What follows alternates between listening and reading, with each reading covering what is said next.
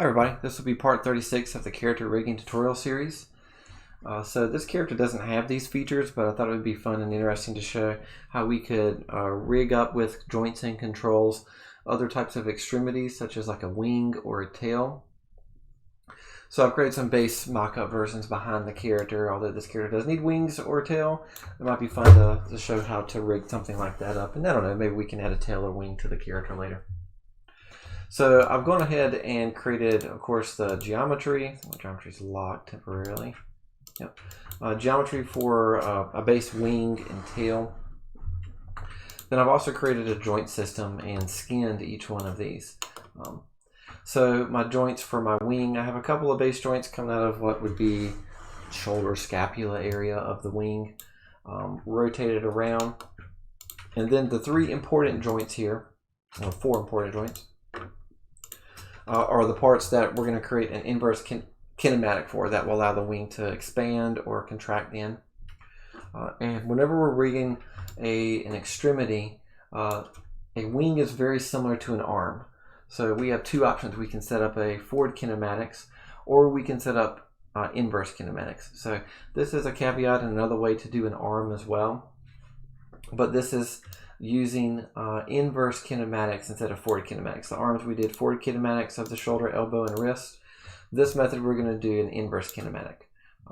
So we need to follow the same process we did for the leg, and that means that from this z-axis view, all four of these joints need to have the same exact translate z value. Okay, if they don't, it is not going to work properly.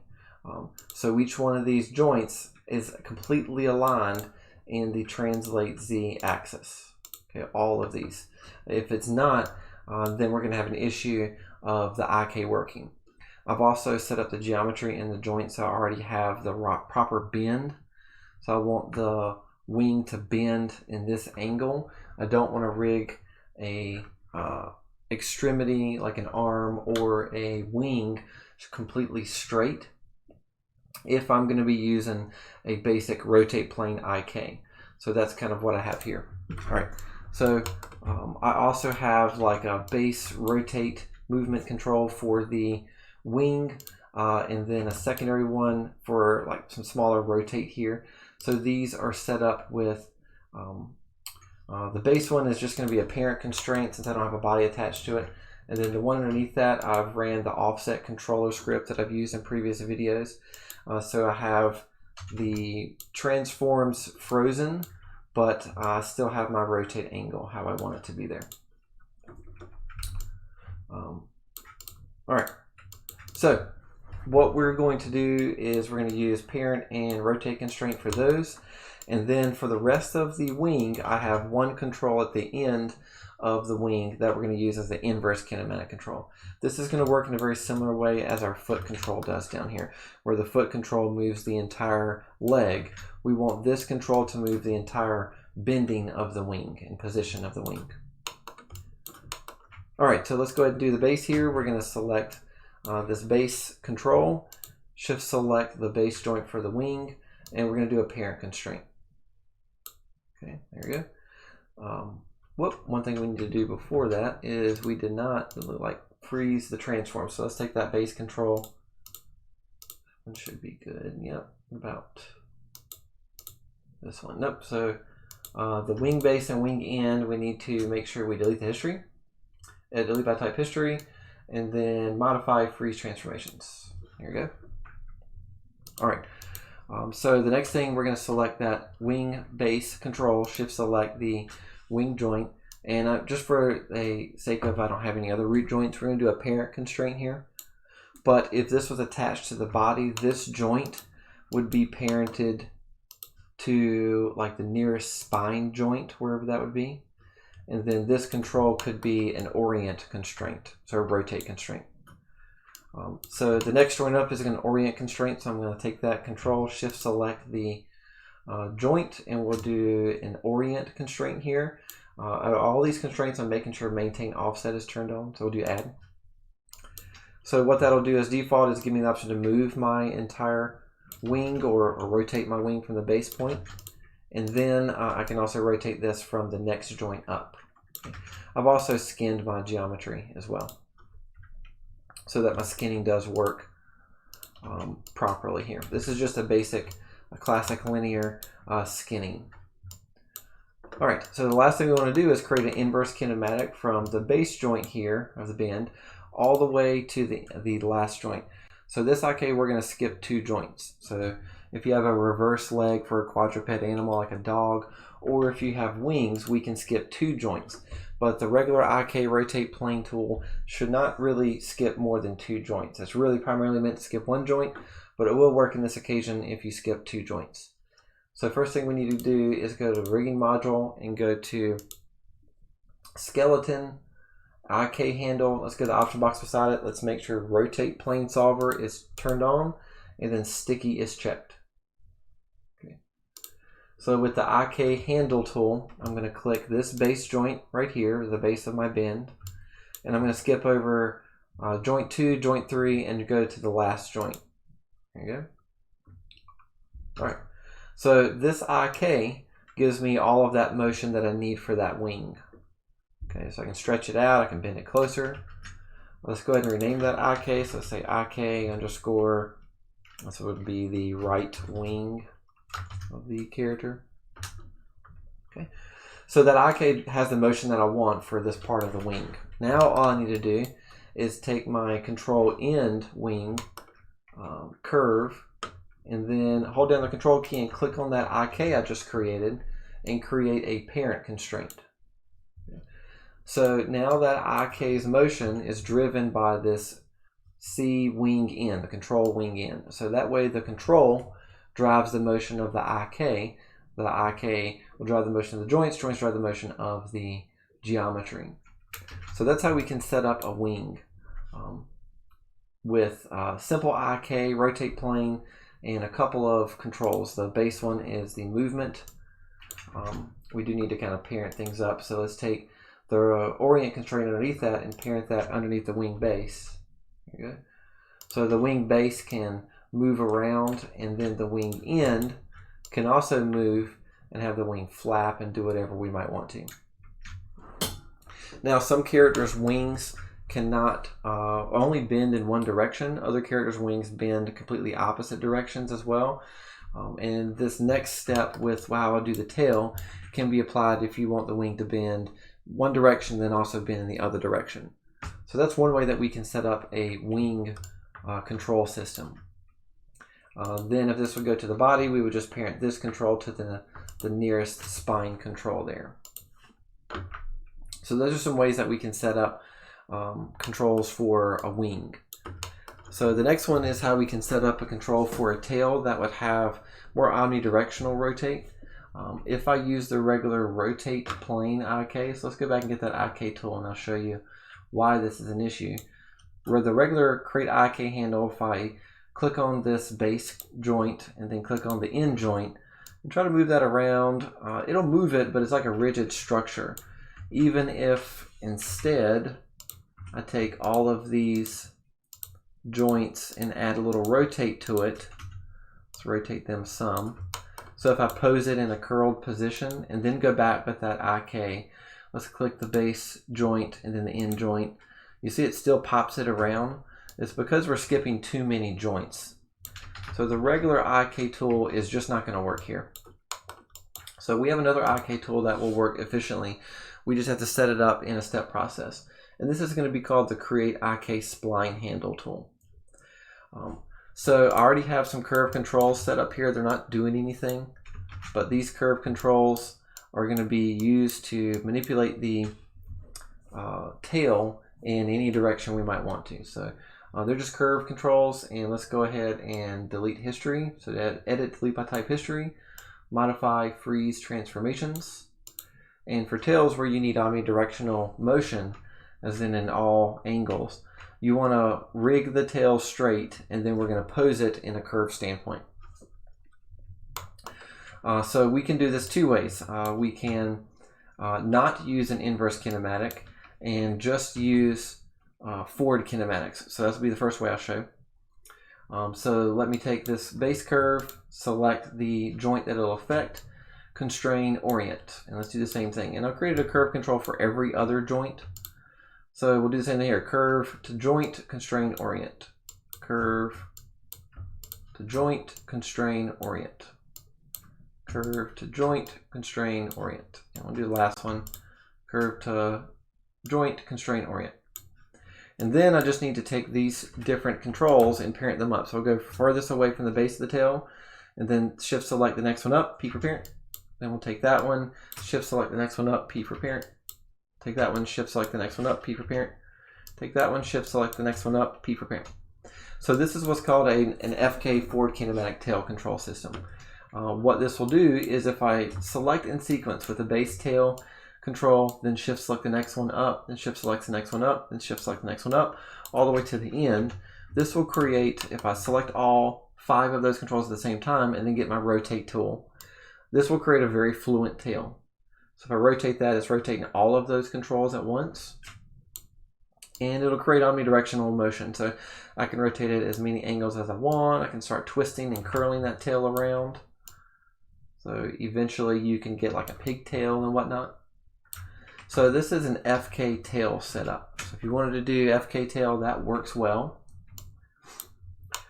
FK forward kinematics, it's an orient constraint for each control. You can then go back and create sub-controls for individual joints in between these measurements. Let me take my tail out of here. Actually, I'm going to go into my individual joints and remove the orients, because I'm going to show you a different way to do this. And this is going to be using, so I deleted all those orient constraints underneath the tail joints. The second method is going to be using an IK spline handle. And this method gives me more fluid options with less controls per se. And I'll show you with just one control. I don't necessarily need these 3 middle ones, but adding these in here can give you more individual control for smaller areas. So this is going to be called the IK spline handle. So if I go to skeleton, create IK spline handle, I'm going to go to the option box beside it. I'm going to leave my number of spans to 1. I'm going to take my twist type and change that to ease in out, which is going to be a smoother blend. And I'm not going to change anything else. So twist type, I change that to ease in and out. All right. So with that IK spline handle tool, I'm going to click on the base joint for the tail, and then I'm going to skip all the way to the end. Click there. All right, so that will create an IK handle. We can go ahead and name this IK tail, but there's no visible control for that. Okay, there's no way for me to move that IK spline handle tail for the IK. That's because this IK is driven by a curve, hence spline. So the IK is driven by a spline. The spline is inside the geometry right now. So if I take my geometry and hide that, and actually if I hide my IK, here's my curve. It's this dark blue curve. Follows in the length of all of the joints. Now the next step what I need to do is I actually need to go to show and none. And then if I go back to show and go to NURBS curves, that shows me just the curves. Okay, so this straight curve is the curve created from the IK, from the base joint all the way to the end joint.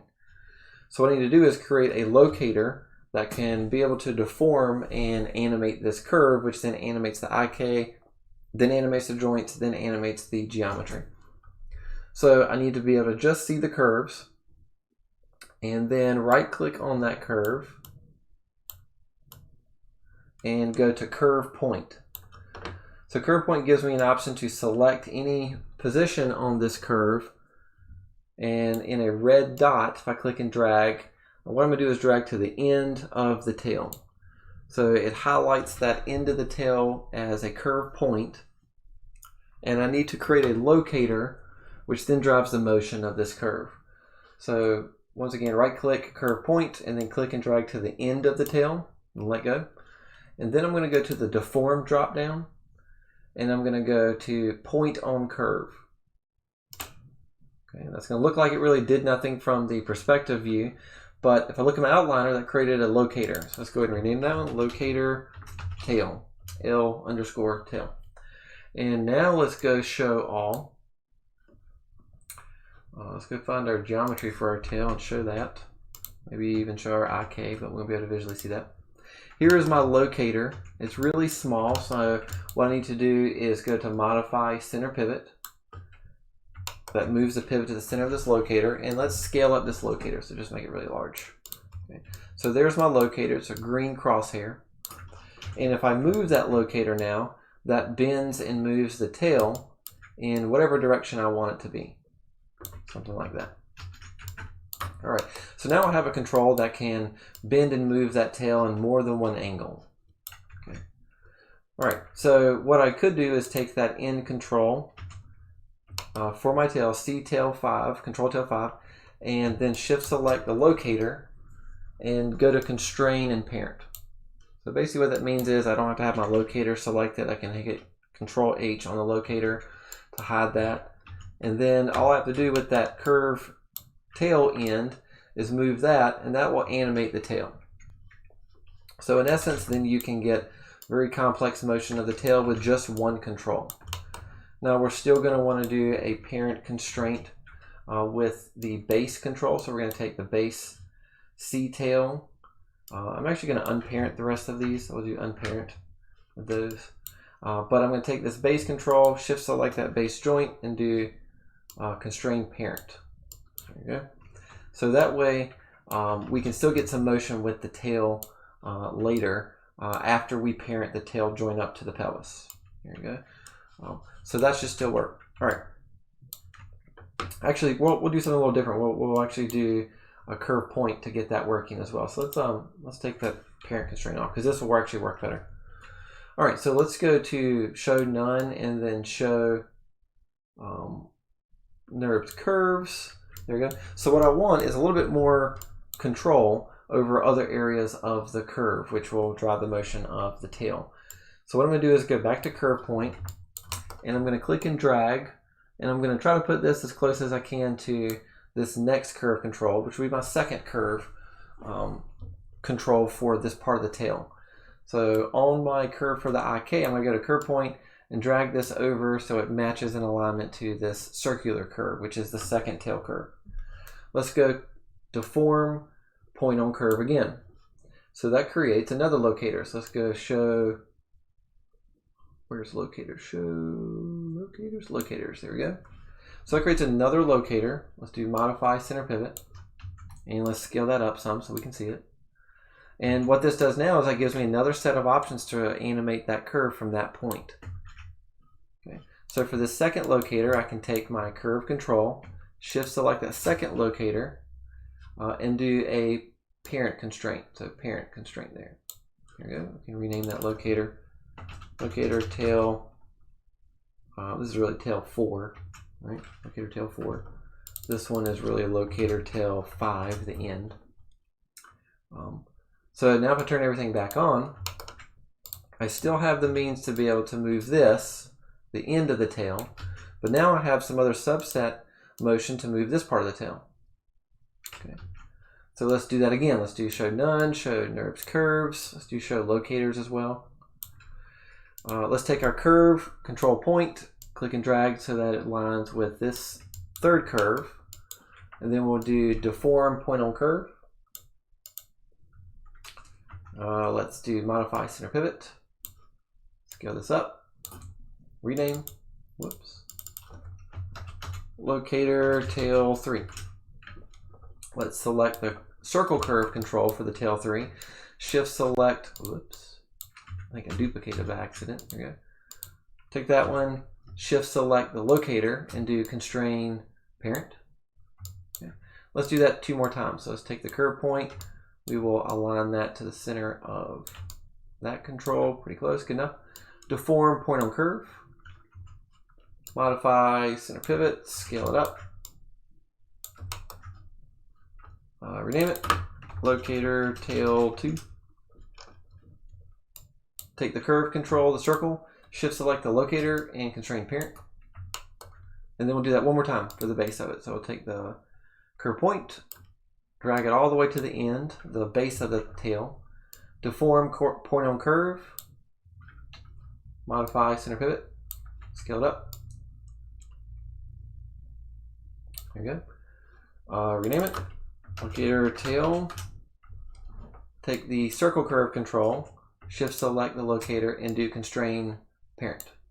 There we go. So now let's turn everything back on. Show all. So now I still have the control for the end of it. Okay, now we get some good wiggling action going on. But now I have individual controls for the rest of the tail. That gives me even more control here. Okay, and now even the base tail will work properly as well. So that's really nice because it gives me much more refined control. We could even do some like slithering kind of motion as well, which looks really cool as it goes in and out. So this same method could be done for rope, for rigging up rope, rigging up chain links and things like that. So basically we could kind of pose this up here, and then we could drag the base in and out in an interesting way. This could work for whips as well. So this is a kind of an interesting and easy way to set up with an IK spline with locators and then curve controls. The other option is just to use forward kinematics, like I showed at the beginning of the tail section. But IKs with the IK spline and the locators give you much more complexity in what that tail can do. So then to finalize this, we would take this control and parent that up to like the pelvis control or whatnot. So that way when the pelvis moves, the entire tail can move. All right, so that's some other kind of extremities like a wing and a tail that can be rigged up in a simple way. All right, that'll wrap up this video.